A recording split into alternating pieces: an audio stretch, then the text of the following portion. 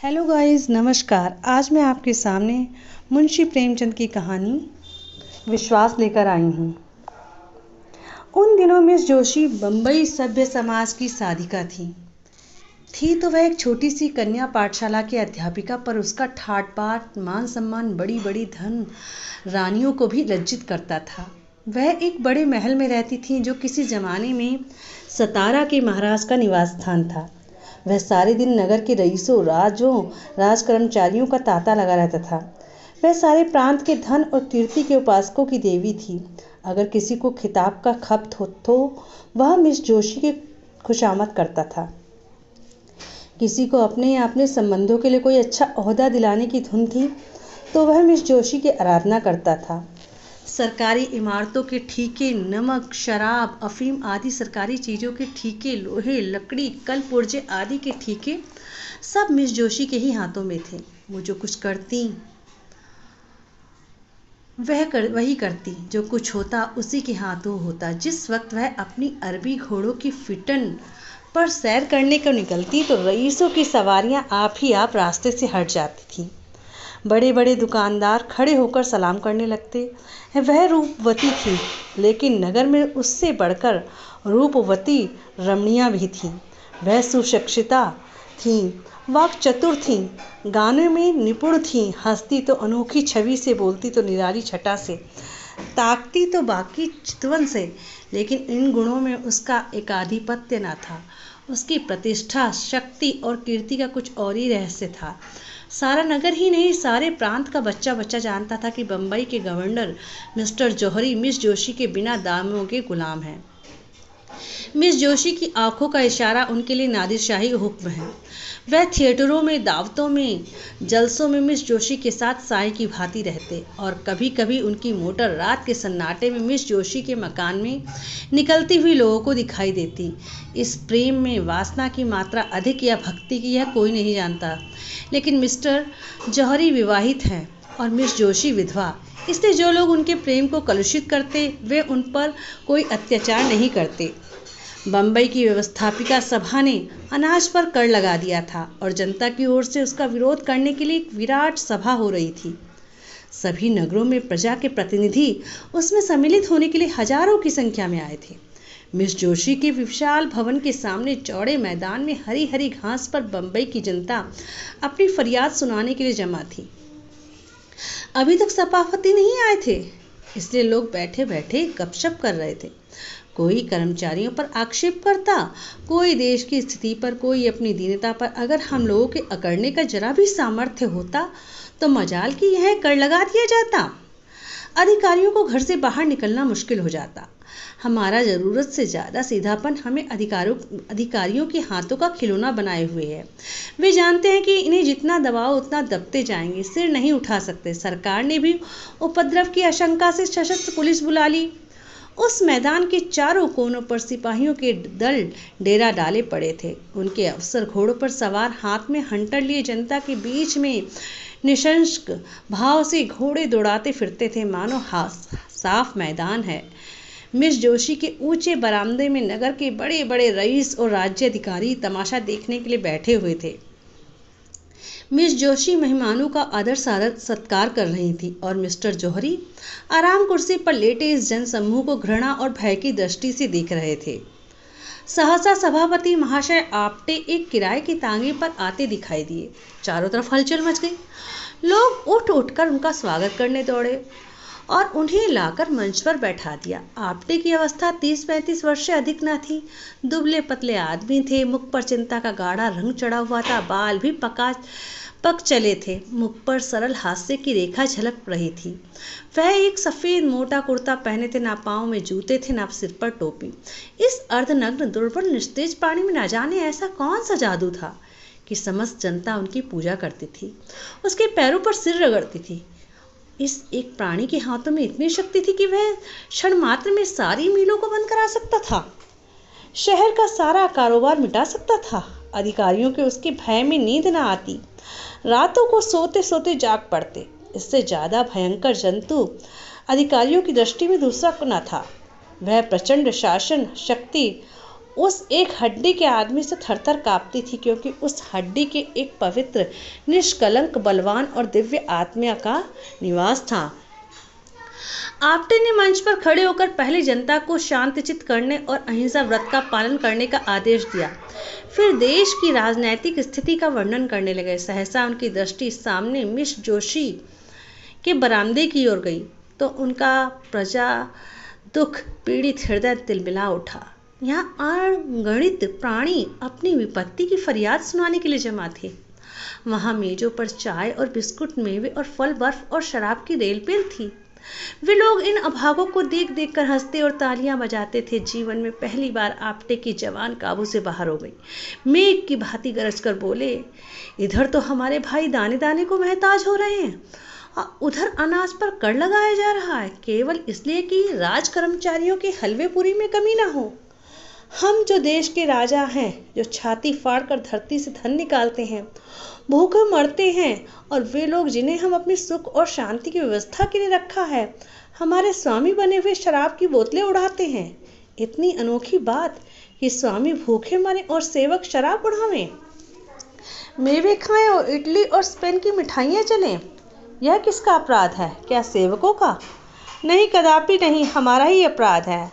हमने अपने सेवकों को इतना अधिकार दे रखा है। आज हम उच्च स्वर में कह देना चाहते हैं कि हम यह क्रूर और कुटिल व्यवहार नहीं सह सकते।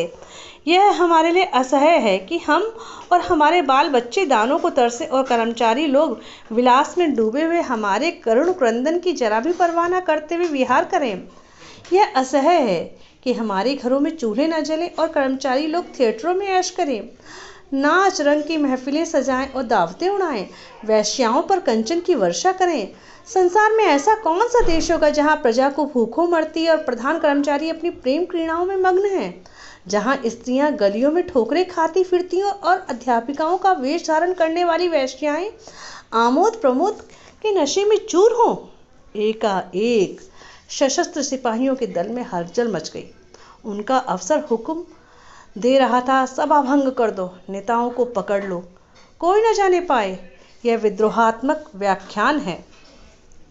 मिस्टर जौहरी ने पुलिस के अफसरों को इशारे से बुलाकर कहा, और किसी को गिरफ्तार करने की जरूरत नहीं है, आप्टे ही को पकड़ो, वही हमारा शत्रु है।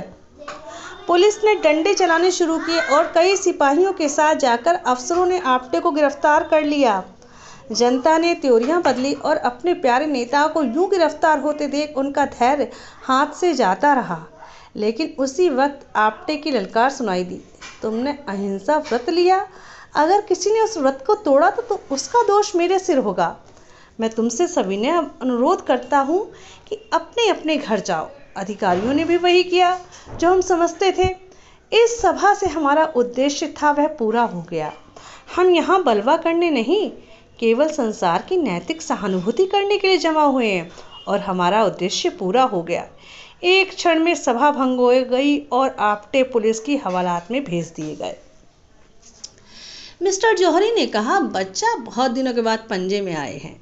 राजद्रोह का मुकदमा चलाकर कम से कम 10 साल के लिए अंडमान भेजूंगा। मिस जोशी, इससे क्या फायदा? क्यों? उसको अपने किए की सजा मिल जाएगी, लेकिन सोचिए हमें उसका कितना मूल्य देना पड़ेगा। अभी जिस बात को गिने गिनाए लोग जानते हैं वह सारे संसार में फैलेगी और हम कहीं मुंह दिखाने लायक ना रहेंगे। आप अखबारों के संवाददाताओं की जबान तो नहीं बंद कर सकते। कुछ भी हो, मैं इसे जेल में सड़ाना चाहता हूँ। कुछ दिन के लिए तो चैन की नींद नसीब होगी, बदनामी से तो डरना ही व्यर्थ है। हम प्रांत के सारे समाचार पत्रों को अपने सदाचार का राग अलापने के लिए मोल ले सकते हैं। हम प्रत्येक लांछन को झूठ साबित कर सकते हैं। आप्टे पर मिथ्या दोषारोपण का अपराध लगा सकते हैं। मैं इससे सहज उपाय बतला सकती हूँ। आप आप्टे को मेरे हाथ में छोड़ दीजिए। मैं उनसे मिलूंगी और उन यंत्रों से जिनका प्रयोग करने से हमारी जाति सिद्धहस्त है, उसके आंतरिक भावों और विचारों की धार लेकर आपके सामने रख दूंगी। मैं ऐसे प्रमाण खोज निकालना चाहती हूँ कि जिनके उत्तर में उसे मुंह खोलने का साहस ना हो और संसार की सहानुभूति उसके बदले हमारे साथ हो। चारों ओर से यही आवाज़ आए कि वह कपटी और धूर्त था और सरकार ने उसके साथ वही व्यवहार किया जो होना है। मुझे विश्वास है कि वह षड्यंत्रकारियों का मुखिया है और मैं इसे सिद्ध करना चाहती हूँ। मैं उसे जनता की दृष्टि में देवता नहीं बनाना चाहती, उसको राक्षस के रूप में देखना चाहती हूँ।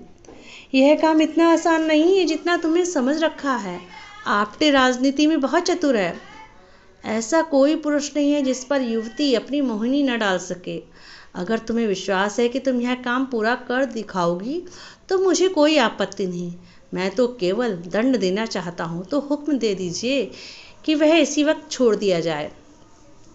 जनता कहीं यह तो न समझेगी कि सरकार डर गई। नहीं, मेरे ख्याल में तो जनता इस पर व्यवहार का बहुत अच्छा असर पड़ेगा। लोग समझेंगे कि सरकार ने जनमत का सम्मान किया। लेकिन तुम्हें उसके घर लोग जाते देखेंगे तो मन में क्या कहेंगे? नकाब डालकर जाऊंगी, किसी को कानो कान खबर ना होगी। मुझे तो अब भी भय है, वह तुम्हें संदेह की दृष्टि से देखेगा और तुम्हारे पंजे में ना आएगा।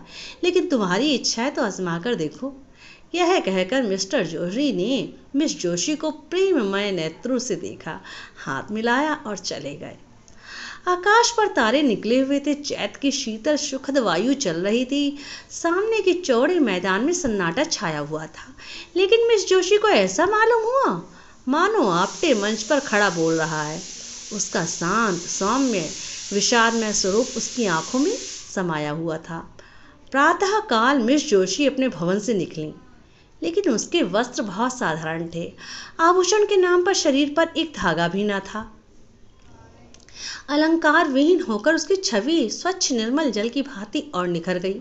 सामने सड़क पर आकर एक तांगा लिया और चली। आपटे का मकान गरीबों के एक दूर मोहल्ले में था। तांगे वाले से मकान का पता जानता था। कोई दिक्कत ना हुई। मिस जोशी जब मकान के द्वार पर पहुंची तो न जाने क्यों उनका दिल धड़क रहा था। उसने कांपते हुए हाथों से कुंडी खटखटाई। एक अधेड़ औरत ने निकलकर द्वार खोल दिया। मिस जोशी उस घर की सादगी देखकर दंग रह गई। एक किनारे पर चारपाई पड़ी हुई थी, एक टूटी अलमारी में कुछ किताबें चुनी हुई थी, फर्श पर लिखने का डेस्क था और एक रस्सी की अलगनी पर कपड़े लटक रहे थे। कमरे के दूसरे हिस्से में एक लोहे का चूल्हा था और खाने के बर्तन पड़े हुए थे। एक लंबा तकड़ा आदमी जो उसी अधेड़ औरत का पति था, बैठा एक टूटे हुए ताले की मरम्मत कर रहा था और एक 5-6 वर्ष का तेजस्वी बालक आपटे की पीठ पर चढ़ने के लिए उसके गले में हाथ डाल रहा था। आपटे इसी लोहार के साथ इसी घर में रहते थे। समाचार पत्रों में लेख लिखकर से जो कुछ मिलता उसे दे देते और इस भांति गृह प्रबंध की चिंताओं से छुट्टी पाकर जीवन व्यतीत करते थे। मिस जोशी को देखकर आपटे जरा चौंके, फिर खड़े होकर उसका स्वागत किया और सोचने लगे कि कहाँ बैठा हूँ। अपनी दारिद्रता पर आज उन्हें कितनी लाज आई, उतनी कभी ना आई थी। मिस जोशी उनका असमंजस देखकर चारपाई पर बैठ गईं और जरा रुखाई से बोली, मैं तो बिना बुलाए आपके यहाँ आने के लिए क्षमा मांगती हूँ, किंतु काम ऐसा ज़रूरी था कि मेरे आए बिना पूरा नहीं हो सकता था। क्या मैं 1 मिनट के लिए आपसे एकांत में मिल सकती हूँ? आपटे ने जगन्नाथ की ओर देखकर कमरे से बाहर चले जाने का इशारा किया। उसकी स्त्री भी बाहर चली गई।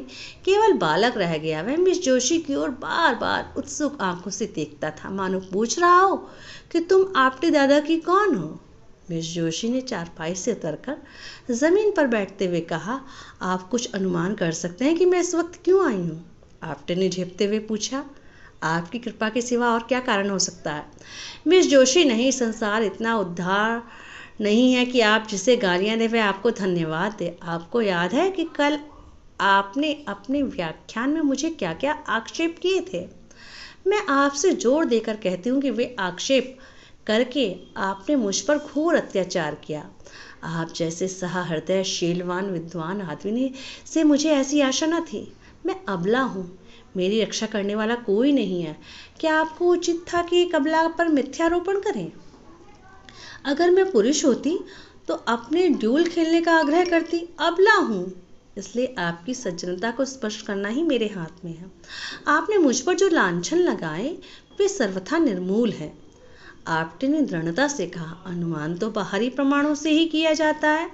मिस जोशी, बाहरी प्रमाणों में आप किसी के अंतःस्थल की बात नहीं जान सकते।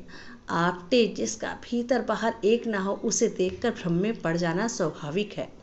मिस जोशी, हाँ, तो वह आपका भ्रम है। मैं चाहती हूँ कि आप उस कलंक को मिटा दें जो आपने मुझ पर लगाया है।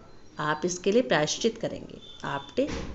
अगर ना करूँ तो मुझसे बड़ा दुरात्मा संसार में ना होगा। मिस जोशी, आप मुझ पर विश्वास करते हैं? आपटे, मैंने आज तक किसी रमणी पर अविश्वास नहीं किया। मिस जोशी, क्या आपको यह संदेह हो रहा है कि मैं आपके साथ कौशल कर रही हूँ? आपटे ने मिस जोशी की ओर अपने सजल सरल नेत्रों से देखकर कहा, बाई जी, मैं गंवार और अशिष्ट प्राणी हूँ, लेकिन नारी जाति के लिए मेरे हृदय में जो आदर है वह इस श्रद्धा से कम नहीं जो मुझ पर देवताओं पर है। मैंने अपनी माता का मुख नहीं देखा, यह भी नहीं जानता मेरा पिता कौन था, किंतु जिस देवी की दया वृक्ष की छाया में मेरा पालन पोषण हुआ, उसकी प्रेम मूर्ति आज तक मेरी आंखों के सामने और नारी के प्रति मेरी भक्ति को सजीव रखे हुए है। मैं इन शब्दों को मुंह से निकालने के लिए अत्यंत दुखी और लज्जित हूँ, जो आवेश में निकल गए हैं, और मैं आज समाचार पत्रों में खेद प्रकट करके आपसे क्षमा की प्रार्थना करूँगा। मिस जोशी को अब तक अधिकांश स्वार्थी आदमियों ही से साबिका पड़ा था, जिनके चिकने चुपड़े शब्दों में मतलब छिपा हुआ था। आपटे के सरल विश्वास पर उसका चित्त आनंद से गदगद हो गया। शायद वह गंगा में खड़ी होकर अपने अन्य मित्रों से यह कहती तो उसके फैशनेबल मिलने वालों में से किसी को उस पर विश्वास न आता। सब मुंह के सामने तो हाँ हाँ करते, पर बाहर निकलते ही उसका मजाक उड़ाना शुरू कर देते। उन कपटी मित्रों के सम्मुख वह आदमी था जिसके एक एक शब्द में सच्चाई झलक रही थी, जो उसके अंतःस्थल से निकलते हुए मालूम होते थे। आपटे उसे चुप देखकर किसी और ही चिंता में पड़ गए। उन्हें भय हो रहा था, अब मैं चाहे कितनी ही क्षमा मांगूं, मिस जोशी के सामने कितनी भी सफाइयां पेश करूं, मेरे आक्षेपों का असर कभी न मिटेगा। इस भाव ने अज्ञात रूप से उन्हें अपने विषय की गुम बातें कहने की प्रेरणा की, जो उन्हें उनकी दृष्टि में लघु बना दे, जिससे वह भी उन्हें नीच समझने लगे। उसको संतोष हो जाए कि वह भी कलुषित आत्मा है। बोला, मैं अन्य से अभागा हूँ, माता पिता का तो मुँह ही देखना नसीब न हुआ। जिस दयाशील महिला ने मुझे आश्रय दिया, वह भी मुझे 13 वर्ष की अवस्था में अनाथ छोड़कर परलोक सिधार गई। उस समय मेरे सिर पर कुछ बीती उसे याद करके ही इतनी लज्जा आती, किसी को मुंह ना दिखाऊं। मैंने धोबी का काम किया, मोची का काम किया, घोड़े की साइसी की, एक होटल में बर्तन मांजता रहा, यहाँ तक कि कितनी ही बार शुदा से व्याकुल होकर भीख भी मांगी। मजदूरी करने को बुरा नहीं समझता, आज भी मजदूरी ही करता हूँ। भीख मांगनी भी किसी की दया में क्षम्य है, लेकिन मैंने उस अवस्था में ऐसे ऐसे कर्म किए जिन्हें कहते हुए लज्जा आती है। चोरी की, विश्वासघात किया, यहाँ तक कि चोरी के अपराध में कैद की सजा भी पाई। मिस जोशी ने सजल नयनों होकर कहा, आप यह सब बातें मुझसे क्यों कर रहे हैं? मैं इनका उल्लेख करके आपको कितना बदनाम कर सकता हूँ, इसका आपको भय नहीं है? आपटे ने हंसकर कहा, नहीं, आपसे मुझे भय नहीं है मिस जोशी। अगर मैं आपसे बदला लेना चाहूँ तो? आपटे, जब भी मैं अपने अपराध पर लज्जित होकर आपसे क्षमा मांग रहा हूँ तो मेरा अपराध रहा ही कहाँ जिसका आप मुझसे बदला लेंगे।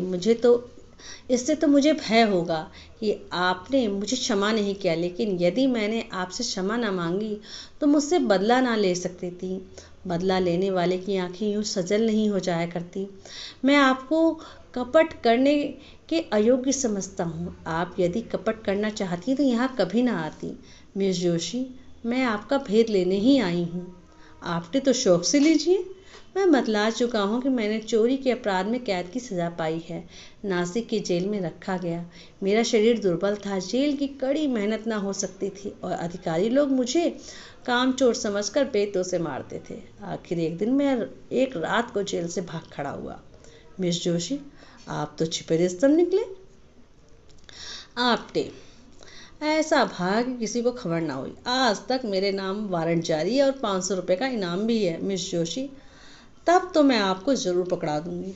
आपटे, तो फिर आपको अपना असल नाम भी बतला देता हूँ। मेरा नाम दामोदर मोदी है।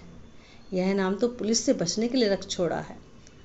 बालक अब तक चुपचाप बैठा हुआ था। मिस जोशी के मुंह से पकड़ाने की बात सुनकर वह सजग हो गया और डांट कर बोला, हमारे दादा को कौन पकड़ेगा? मिस जोशी, सिपाही और कौन? बालक, हम सिपाही को मारेंगे। यह कहकर वह कोने से अपने खेलने का डंडा लाया और आपटे के पास विरोचित भाव से खड़ा हो गया, मानो सिपाहियों से उनकी रक्षा कर रहा हो। मिस जोशी, आपका रक्षक तो बड़ा बहादुर मालूम होता है। आपटे, इसकी भी एक कथा है। साल भर होता तो ये लड़का खो गया था, मुझे रास्ते में मिला, मैं पूछता पाछता इसे यहाँ लाया। उसी दिन से इन लोगों से मेरा इतना प्रेम हो गया कि मैं इनके साथ ही रहने लगा। मिस जोशी, आप अनुमान कर सकते हैं कि आपका वृतांत सुनकर मैं आपको क्या समझ रही हूँ? आपटे, वही जो वास्तव में हूँ, नीच, कमीना, धूर्त। मिस जोशी, नहीं, आप मुझ पर फिर अन्याय कर रहे हैं। पहला अन्याय तो क्षमा कर सकती हूँ, पर अन्याय क्षमा नहीं कर सकती। इतनी प्रतिकूल दशाओं में पड़कर भी जिसका हृदय इतना पवित्र, इतना निष्कपट, इतना सदृढ़, वह आदमी नहीं देवता है। भगवान, आपने मुझ पर जो आक्षेप किए वह सत्य हैं। मैं आपके अनुमान से कहीं भ्रष्ट हूँ। मैं इस योग्य भी नहीं कि आपकी ओर ताक सकूं। आपने अपने हृदय की विशालता दिखाकर मेरा असली स्वरूप मेरे सामने प्रकट कर दिया। मुझे क्षमा कीजिए, मुझ पर दया कीजिए। यह कहते कहते वह उसके पैरों पर गिर पड़ी। आपटे ने उसे उठा लिया और बोले, मिस जोशी, ईश्वर के लिए मुझे लज्जित ना करो। मिस जोशी ने गदगद कंठ से कहा, आप इन दुष्टों के हाथ से मेरा उद्धार कीजिए। मुझे इस योग्य बनाइए कि आपके विश्वास पात्री बन सकूं। ईश्वर साक्षी है कि मुझे कभी कभी अपनी दशा पर कितना दुख होता है। मैं बार बार चेष्टा करती हूँ कि अपनी दशा सुधारूं, इस विलासिता के जाल को तोड़ दूं जो मेरी आत्मा को चारों तरफ से जकड़े हुए है। पर दुर्बल आत्मा अपने निश्चय पर स्थिर नहीं रहती। मेरा पालन पोषण जिस ढंग से हुआ उसका परिणाम होना स्वाभाविक सा मालूम होता है। मेरी उच्च शिक्षा ने गृहिणी जीवन से मेरे मन में घृणा पैदा कर दी। मुझे किसी पुरुष के अधीन रहने का विचार अस्वाभाविक जान पड़ता था। मैं गृहिणी की जिम्मेदारियों और चिंताओं को अपनी मानसिक स्वाधीनता के लिए विष तुल्य समझती थी। मैं तर्क बुद्धि में अपने अस्तित्व को मिटा देना चाहती थी। मैं पुरुषों की भांति स्वतंत्र रहना चाहती थी। क्यों किसी की पाबंद होकर रहूं? क्यों अपनी इच्छाओं को किसी व्यक्ति के सांचे में डालूं? क्यों किसी को यह कहने का अधिकार दूं कि तुमने यह क्यों किया? दाम्पत्य मेरी निगाह में तुच्छ वस्तु है। अपने माता पिता की आलोचना करना मेरे लिए उचित नहीं। ईश्वर उन्हें सद्गति दे। उनकी राय किसी बात पर न मिलती थी। पिता विद्वान थे, माता के लिए काला अक्षर भैंस बराबर था। उनसे रात दिन वाद विवाद होता रहता था। पिताजी ऐसी स्त्री से विवाह हो जाना अपने जीवन का सबसे बड़ा दुर्भाग्य समझते थे और यह कहते कभी न थकते कि तुम मेरे पाँव की बेड़ी बन गई हो, नहीं तो न जाने कहाँ उड़कर पहुंचा होता। उनके विचार में सारा दोष माताजी की अशिक्षा के सिर था। वह अपनी एकमात्र पुत्री को मूर्खा माता के संसर्ग से दूर रखना चाहते थे। माता कभी मुझसे कुछ कहती तो पिताजी उन पर टूट पड़ते। तुमसे कितनी बार कह चुका हूँ कि लड़की को डांटो मत, वह स्वयं अपना भला बुरा सोच सकती है। तुम्हारे डांटने से उसके आत्मसम्मान को कितना धक्का लगेगा। और तुम नहीं जान सकती, आखिर माताजी ने निराश होकर मुझे मेरे हाल पर छोड़ दिया और कदाचित इस शोक में चल बसी। अपने घर की अशांति देखकर मुझे विवाह से वो घृणा हो गई। सबसे बड़ा असर मुझ पर मेरी कॉलेज के लेडी प्रिंसिपल का हुआ, जो स्वयं अविवाहिता थी। मेरा तो अब यह विचार है कि युवकों की शिक्षा का भार केवल आदर्श चरित्रों पर रखना चाहिए। विलास में रत कॉलेज के शौकीनों, प्रोफेसर विद्यार्थियों पर कोई अच्छा असर नहीं डाल सकते। मैं इस वक्त ऐसी बातें आपसे कह रही हूँ और अभी घर जाकर यह सब भूल जाऊंगी। मैं जिस संसार में हूँ उसकी जलवायु ही दूषित है। वहाँ सभी मुझे कीचड़ से लथपथ देखना चाहते हैं। मेरा विलासासक्त रहने में ही उनका स्वार्थ है। आप वह पहले आदमी हैं जिसने मुझ पर विश्वास किया, जिसने मुझे निष्कपट व्यवहार किया। ईश्वर के लिए अब मुझे भूल जाइएगा। आपटे ने मिस जोशी की ओर वेदनापूर्ण दृष्टि से देखकर कहा, अगर मैं आपकी कुछ सेवा कर सकूं तो वह मेरे सौभाग्य की बात होगी। मिस जोशी, हम सभी मिट्टी के पुतले हैं, कोई निर्दोष नहीं। मनुष्य बिगाड़ता है तो परिस्थितियों से या पूर्व संस्कारों से। परिस्थितियों का त्याग करने से बच सकता है, संस्कारों से गिरने वाले मनुष्य का मार्ग इससे कहीं कठिन है। आपकी आत्मा सुंदर और पवित्र है, केवल परिस्थितियों ने उसे कोहरे की भांति ढक लिया है। यह विवेक का सूर्य उदय हो गया। ईश्वर ने चाहा तो कोहरा भी फट जाएगा, लेकिन सबसे पहले इन परिस्थितियों का त्याग करने को तैयार हो जाइए। मिस जोशी, यही आपको करना होगा। आप्टे ने चुभती हुई निगाहों से देखकर कहा, वैद्य रोगी को जबरदस्ती दवा पिलाता है। मिस जोशी, मैं सब कुछ करूंगी, मैं कड़वी से कड़वी दवा पीऊंगी यदि आप पिलाएंगे। आप कल मेरे घर आने की कृपा करेंगे शाम को। आप्टे, अवश्य आऊँगा। मिस जोशी से विदा होते हुए कहा, भूलिएगा नहीं, मैं आपकी राह देखती रहूंगी। अपने रक्षक को भी लाइएगा। यह कहकर वह बालक को गोद में उठाया और उसे गले से लगाकर बाहर निकल गई। गर्व के मारे उसके पांव जमीन पर न पड़ते थे, मालूम होता था हवा में उड़ी जा रही थी। प्यास में तड़पते हुए मनुष्य को नदी का तट नजर आने लगा। दूसरे दिन प्रातःकाल मिस जोशी ने मेहमानों के नाम दावती कार्ड भेजे। उत्सव मनाने की तैयारी करने लगी। मिस्टर आप्टे के सम्मान में पार्टी दी जा रही थी। मिस्टर जौहरी ने कार्ड देखा तो मुस्कुराए। अब महाशय इस जात से बचकर कहाँ जाएंगे। मिस जोशी ने उन्हें फंसाने की अच्छी तरकीब निकाली थी। इस काम में निपुण मालूम होती थी और मैंने समझा था आप्टे चालाक आदमी होगा, मगर इन आंदोलनकारी विद्रोहियों को बकवास करने के सिवा और क्या सोच सकती है। 4 ही बजे से मेहमान लोग आने लगे।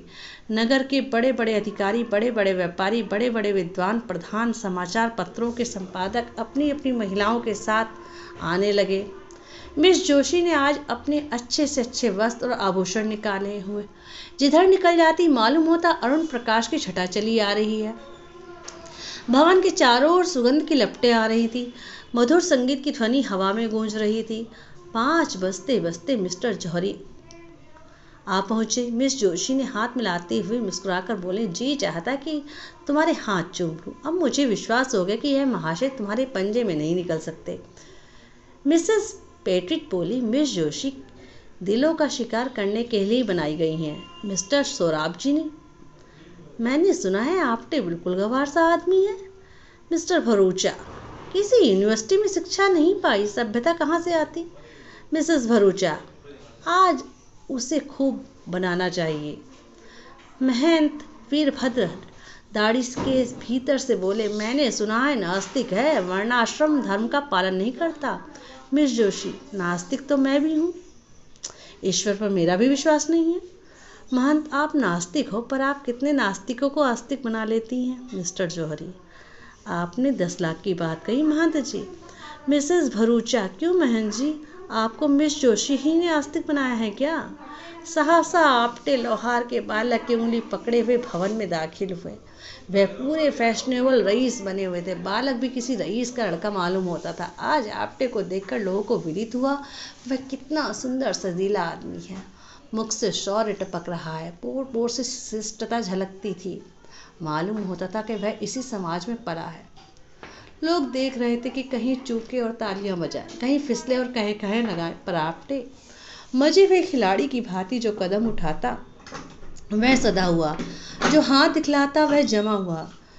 लोग उसे पहले तुच्छ समझते थे, अब उससे ईर्ष्या करने लगे थे, उस पर फफ्तियां उड़ाने लगे थे। लेकिन आप्टे इस कला में भी एक ही बात में निकले। बात मुंह से निकली और उसने जवाब दिया, पर उसके जवाब में मालिन्य या कटुता का लेश भी ना होता।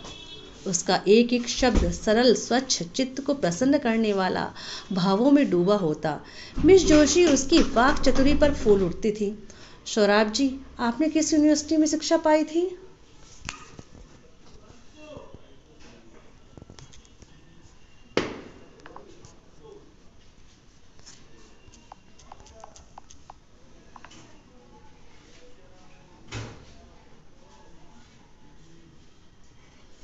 आप्टे, यूनिवर्सिटी में शिक्षा पाई होती तो आज मैं भी शिक्षा का विभाग का अध्यक्ष न होता।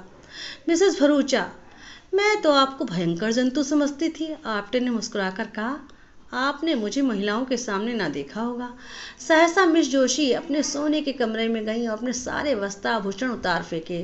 उनके मुख के शुभ संकल्प का तेज निकला नेत्रों में दबी ज्योति प्रस्फुटित हो रही थी, मानो किसी देवता ने उन्हें वरदान दिया हो। सामने सजी हुए कमरे को घृणा से के नेत्रों से देखा, अपने आभूषणों को पैर से ठुकरा दिया और एक मोटी साफ साड़ी पहनकर वह बाहर निकली। आज प्रातःकाल ही उसने साड़ी मंगा ली थी और इस नए वेश में देखकर सब लोग चकित हो गए। काया पलट कैसी! सहसा किसी की आंखों को विश्वास न आया। किंतु मिस्टर जौहरी बगले बजाने लगे। मिस जोशी के इस फंसाने के लिए कोई नया स्वांग रचा है। मित्रों, आपको याद है परसों महाशय आप्टे ने मुझे कितनी गालियां दी थी। उन यह महाशय खड़े हैं, आज मैं उन्हें एक दुर्व्यवहार का दंड देना चाहती हूँ। मैं कल इनके मकान पर जाकर इनके जीवन के सारे गुप्त रहस्यों को जान आई। यह जो जनता की भीड़ में गरजते फिरते हैं, मेरे एक ही निशाने में गिर पड़े। मैं उन रहस्यों को खोलने में अब विलंब ना करूँगा। आप लोग अधीर ही रहे होंगे। मैंने जो कुछ देखा वह इतना भयंकर था कि उसका वृत्तांत सुनकर शायद आप लोग को मूर्छा आ जाएगी। अब मुझे लेश मात्र भी संदेह नहीं कि यह महाशय पक्के विद्रोही हैं। मिस्टर जौहरी ने ताली बजाई और थाल गूंज उठा। मिस जोशी, लेकिन राज के द्रोही नहीं, अन्याय के द्रोही, दमन के द्रोही, अभिमान के द्रोही। चारों ओर सन्नाटा छा गया। लोग विस्मित होकर एक दूसरे की ओर ताकने लगे। मिस जोशी, महाशय आप्टे ने गुप्त रूप से शस्त्र जमा किए हैं और गुप्त रूप से हत्याएं की हैं। मिस्टर जौहरी ने तालियां बजाईं और तालियों का दोंगड़ा फिर बरस गया। मिस जोशी, लेकिन किसकी हत्या? दुख की, दारिद्रता की, प्रजा के कष्टों की, हठधर्मी की और अपने स्वार्थ की? चारों ओर फिर सन्नाटा छा गया और लोग चकित होकर एक दूसरे की ओर ताकने लगे, मानो उन्हें अपने कानों पर विश्वास ना हो। मिस जोशी, महाराज आप्टे ने गुप्त रूप से डकैतियां की हैं और कर रहे हैं। आपकी किसी ने ताली न बजाई। लोग सुनना चाहते थे कि देखें आगे क्या कहती है। उन्होंने मुझ पर भी हाथ साफ किया, मेरा सब कुछ अपहरण कर लिया। यहाँ तक कि अब मैं निराधार हूँ। इनके चरणों के सिवा मेरे लिए और कोई आश्रय नहीं। प्राणाधार, इस अबला को अपने चरणों में स्थान दो, उसे डूबने से बचाओ। मैं जानती हूँ कि तुम मुझे निराश ना करोगे। यह कहते कहते वह आप्टे के चरणों पर गिर पड़ी। सारी मंडली स्तंभित रह गई। एक सप्ताह गुजर चुका था। आप्टे पुलिस की हिरासत में थे। उन पर अभियोग चलाने की तैयारियां हो रही थी। सारे प्रांत में हलचल मची हुई थी। नगर में रोज सभाएं होती। पुलिस रोज 10-5 आदमियों को पकड़ती। समाचार पत्रों में जोरों के साथ वाद विवाद हो रहा था। रात के 9 बज गए। मिस्टर जौहरी राजभवन की मेज पर बैठे हुए सोच रहे थे कि मिस जोशी क्यों कर वापस न आए। उसी दिन से उनकी छाती पर सांप लौट रहा था। उसकी सूरत एक क्षण के लिए आंखों में ना उतरती। वह सोच रहे थे, इसने ऐसा मेरे साथ ऐसी दगा की, मैंने इसके लिए क्या कुछ नहीं किया। इसकी कौन सी इच्छा थी जो मैंने पूरी नहीं की, और इसी ने मुझसे बेवफाई की। नहीं, कभी नहीं। मैं इसके बगैर जिंदा नहीं रह सकती। दुनिया चाहे मुझे बदनाम करे, हत्या का हरा कहे, चाहे मुझे पद से हाथ धोना पड़े, लेकिन आप्टे को ना छोड़ूंगा। इस रोड़े को रास्ते से हटा दूंगा। इस कांटे को पहलू से निकालकर बाहर करूंगा। सहसा कमरे का द्वार खुला और मिस जोशी ने प्रवेश किया। मिस्टर जौहरी हकबकाकर कुर्सी पर उठ खड़े हुए और सोचकर कि शायद मिस जोशी उधर से निराश होकर मेरे पास आई हैं, कुछ रूखे लेकिन नम्र भाव में बोले, आओ बाला, तुम्हारी याद में बैठा था। तुम कितनी बेवफाई करो, पर तुम्हारी याद मेरे दिल से नहीं निकल सकती। मिस जोशी, आप केवल जवान से कहते हैं। मिस्टर जौहरी, क्या दिल चीर कर दिखा दूं? मिस जोशी, प्रेम प्रतिकार नहीं करता, प्रेम से दुराग्रह नहीं होता। आप मेरे खून के प्यासे हो रहे हैं। उस पर आप कहते हैं मैं तुम्हारी याद करता हूँ। आपने मेरे स्वामी को हिरासत में डाल दिया। यह प्रेम है?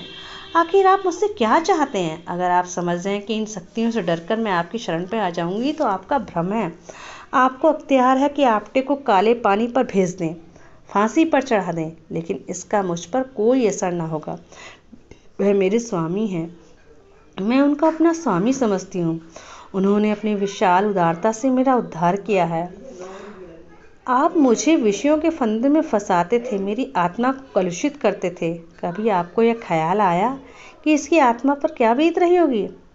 आप मुझे आत्मशून्य समझते थे। इस देव पुरुष ने अपनी निर्मल स्वच्छ आत्मा के आकर्षण से पहले मुझे मुलाकात में खींच लिया। मैं उसकी हो गई और मरते दम तक उसी की रहूंगी। इस मार्ग में अब आप मुझे नहीं हटा सकते। मुझे एक सच्ची आस्था की जरूरत थी, मुझे मिल गई है। उसे पाकर अब तीनों लोक की संपदा मेरी आंखों में तुच्छ है। मैं उनके वियोग में चाहे प्राण दे दूं, पर आपके काम नहीं आ सकती। मिस्टर जौहरी, मिस जोशी, प्रेम उद्धार नहीं होता, क्षमाशील नहीं होता। मेरे लिए तुम सर्वस्व हो। जब तक मैं समझता हूँ कि तुम मेरी हो, अगर तुम मेरी नहीं हो सकती तो मुझे इसकी क्या चिंता हो सकती है? तुम किस दिशा में हो? मिस जोशी, यह आपका अंतिम निश्चय है? मिस्टर जौहरी, अगर कह दूं हाँ तो? मिस जोशी ने सीने में से पिस्तौल निकालकर कहा, मैं पहले अपनी लाश को जमीन पर फड़कती होंगी और आपके बाद मेरी। बोली, यह आपका अंतिम निश्चय है? यह कहकर मिस जोशी ने जौहरी की ओर पिस्तौल सीधा किया। जौहरी कुर्सी से उठ खड़े हुए, मुस्कुराकर बोले, क्या तुम मेरे लिए कभी इतना कर सकती थी? कदापि नहीं। अब मुझे विश्वास हो गया कि मैं तुम्हें कभी नहीं पा सकता। जाओ, तुम्हारा आपटे तुम्हें मुबारक। उस पर से अभियोग उठा लिया जाएगा। पवित्र प्रेम में ही वह साहस है। अब मुझे विश्वास हो गया कि तुम्हारा प्रेम पवित्र है। अगर कोई पुराना पापी भविष्यवाणी कर सकता है तो मैं कहता हूँ कि वह दिन दूर नहीं जब तुम इस भवन की स्वामिनी होगी। आपटे ने मुझे प्रेम के क्षेत्र में नहीं, राजनीति के क्षेत्र में भी परास्त कर दिया। सच्चा आदमी एक मुलाकात में ही जीवन को बदल सकता है, आत्मा को जगा सकता है और अज्ञान को मिटाकर प्रकाश की ज्योति फैला सकता है। और आज यह सिद्ध हो गया। उम्मीद करती हूँ आपको आज की कहानी पसंद आई होगी। तो प्लीज़ मेरे चैनल को सब्सक्राइब करके मुझे सपोर्ट करें। अपना इतना कीमती समय देने के लिए आपका बहुत बहुत शुक्रिया।